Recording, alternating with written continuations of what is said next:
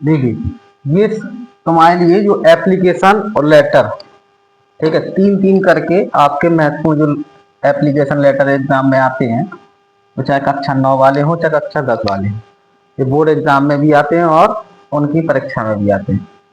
तो ये एप्लीकेशन हमने आपके लिए रखे हैं। पहला एप्लीकेशन है, पहला एप्लीकेशन देखो क्या लिखा है।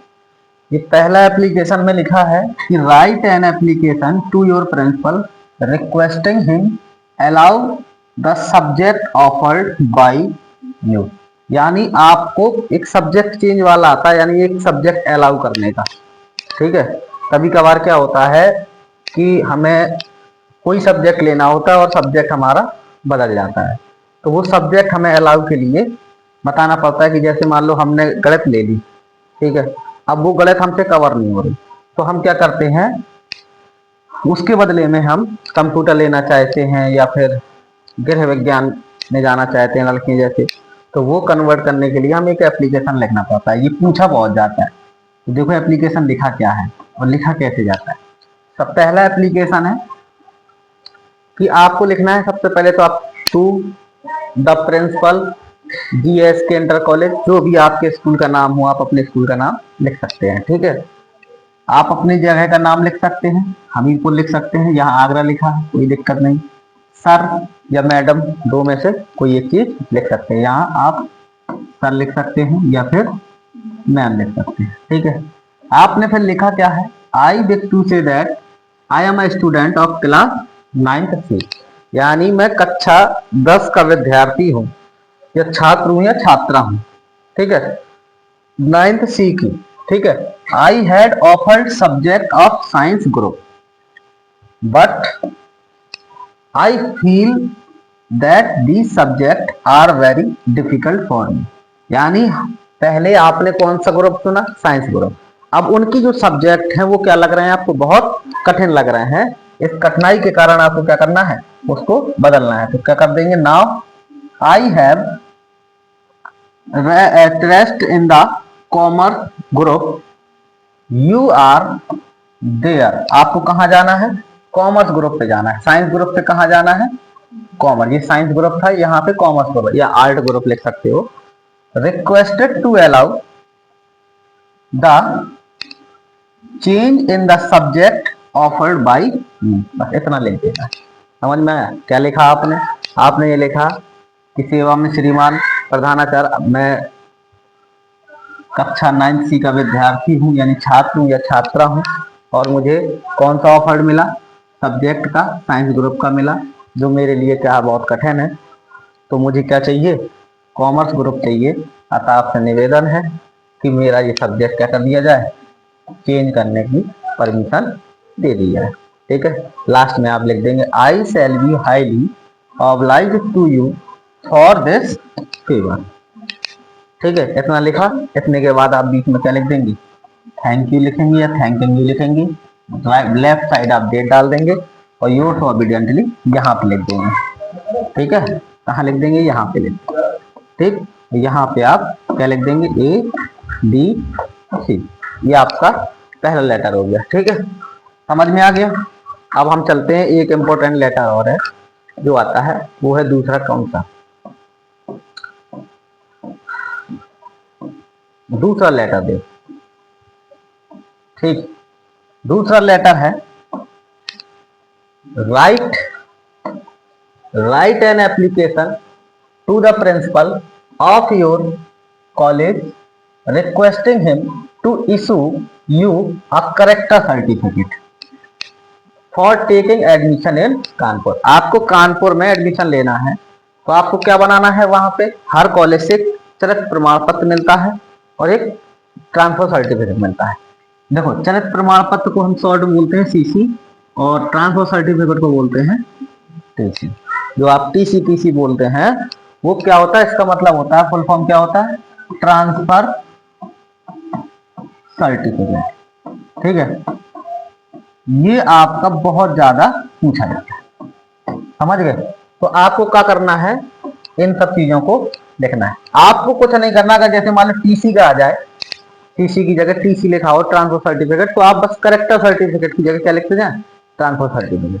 ठीक है, आप जगह कुछ भी लिख सकते हैं, रीजन कुछ भी लिखा सकते हैं। अब ऑफिशियल आपको कौन अपना मतलब लिखना पड़ता है, ये परीक्षा में पूछा जाता है, तो परीक्षा में आप इसको याद करके दे सकते हैं। आपने लिखा to the principal Subhash inter college MG road Mathura. आप वर्तमान की स्थिति में जैसे मान लेते हैं मथुरा में पड़ता है, आपको कहाँ जाना है, मथुरा से आपको जाना है सीधा कहाँ, कानपुर। तो आप यहाँ पे इतना लिखने के बाद यहाँ पे सब्जेक्ट भी लिख सकते हैं, समझ रहे हैं, सब्जेक्ट दे सकते हैं। सब्जेक्ट में क्या दे देंगे आप, रिक्वेस्टिंग हिम टू टीसी, समझ रहे हैं, काय के लिए हमने दिया। फिर आप लिखेंगे sir with do you respect, यहाँ पे आप मैम भी कर सकते हैं। ठीक है, with due respect I wish to inform you that my father is an engineer, is an teacher, teacher है, टीचर लिख सकते हैं। ठीक है, इज अ टीचर लिखेंगे, एन इंजीनियर के लिए लगाएंगे। ठीक है, यहाँ पे टीचर लिख सकते हैं, फार्मर लिख सकते हैं, कुछ भी लिख सकते हैं, या फिर इंजीनियर काय में है, in PWD has been transfer to Kanpur, यानी वो इंजीनियर थे पीडब्ल्यूडी में और उनका ट्रांसफर कहाँ हो गया, कानपुर में हो गया। अब ट्रांसफर हो गया तो हमें कहाँ जाना पड़ेगा, कानपुर जाना पड़ेगा।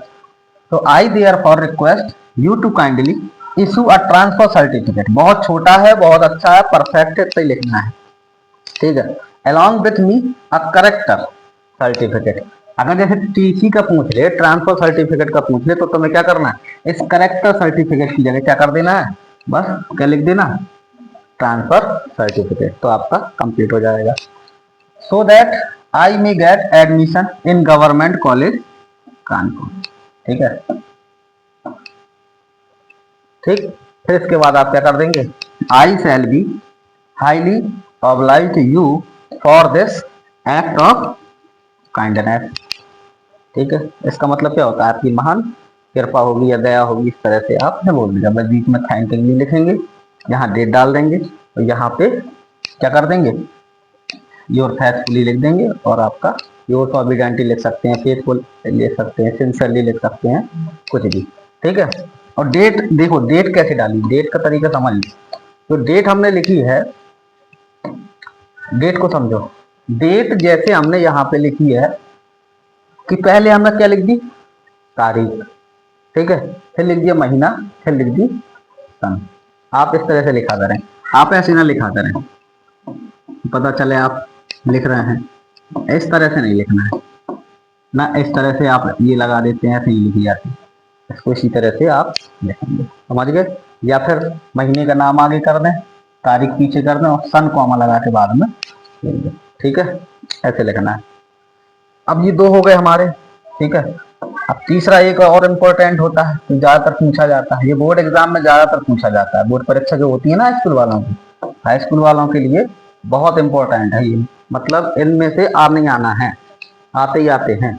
इसमें आपने तीसरा क्वेश्चन पूछा है, application, write an application to the principal requesting him to arrange extra coaching for you in English as you are weak in this subject. आपको क्या करना है, अपने प्रधानाचार्य से रिक्वेस्ट करनी है कि आप अंग्रेजी के सब्जेक्ट में कमजोर हैं और परीक्षा नजदीक आ गई है और आपसे कवर नहीं हो रहा है, तो कवर करने के लिए आपने क्या कहा, उनसे रिक्वेस्ट की कि हमारी कोचिंग कैसी लगवा दें, एक अरेंज एक्स्ट्रा कोचिंग की व्यवस्था कर दी जाए। ठीक है, तो आप इसको कैसे लिखेंगे, टू द प्रिंसिपल किसान इंटर कॉलेज। ठीक है, और आप अपना पता यहाँ पे लिख सकते हैं, जो भी आपको लिखना अपने कॉलेज का। फिर यहाँ पे आप सब्जेक्ट लिख देंगे, सब्जेक्ट काय के लिए है, रिक्वेस्ट काय के लिए रिक्वेस्ट की, arrange extra coaching for you in English, इसका सब्जेक्ट आप लिख के पढ़ जाएंगे। सब्जेक्ट लिख लेंगे ना, फिर इसके बाद आपने क्या लिखा, sir respectfully I wish to say that I am very weak in English. आपने अपना कारण बताया, I feel a great difficulty in understanding grammar, hence I can not write correct English, I got very poor marks in my half yearly exam, यानी आपकी अर्धवार्षिक परीक्षा में बहुत ही बेकार नंबर आए हैं। पुअर मार्क्स का मतलब बहुत ही कम नंबर, बेकार नंबर कह सकते हो, और आप उसको करेक्ट लिख नहीं पाते हो, तो उसके लिए आपको क्या करना है, एक इंग्लिश की कोचिंग एक्स्ट्रा चाहिए। तो I feel I can not pull on without extra coaching. मुझे ऐसा लग रहा है कि मैं बिना कोचिंग के कवर नहीं कर पाऊंगा या नहीं कर पाऊंगी। ठीक है, फिर आप पैराग्राफ चेंज करके लिखेंगे I therefore request you to kindly arrange extra coaching for me in English so that I may get good marks in the annual exam. यानी एनुअल का मतलब वार्षिक परीक्षा में मैं अच्छे नंबर ला सकूं, इसके लिए तो मैं लिखना है। समझ गए? फिर आप क्या करेंगे, यहाँ लिख देंगे थैंकिंग यू, बीच में भी थैंकिंग यू लिखेंगे या थैंक यू लिखेंगे, यहाँ तारीख लिख देंगे, इस साइड क्या लिख देंगे योर प्रोविडेंटली, और आपका एप्लीकेशन तैयार हो जाएगा। ठीक है, ये आपके हमने आप अभी कराए हैं क्या एप्लीकेशन।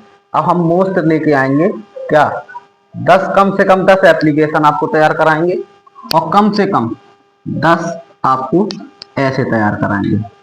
ठीक है, ये आपकी कक्षा 9th में भी काम आएंगे। ठीक है, और यूपी बोर्ड जो बोर्ड एग्जाम आ रहे हैं 24 तारीख से, इनका 7 मार्च को पेपर है। क्या तारीख को है? 7 मार्च को हाई स्कूल वालों का जो पेपर है उसमें ये समझ लो कि ये बिल्कुल इम्पोर्टेंट क्वेश्चन होंगे। ठीक, क्लास 10 के लिए भी इम्पोर्टेंट है, क्लास 9th के लिए भी। और जिसको लिखना हो हम पेन ड्राइव PDF भेज देंगे, PDF पे लिख लेना। ठीक है, इतना आप तैयार कर लेना।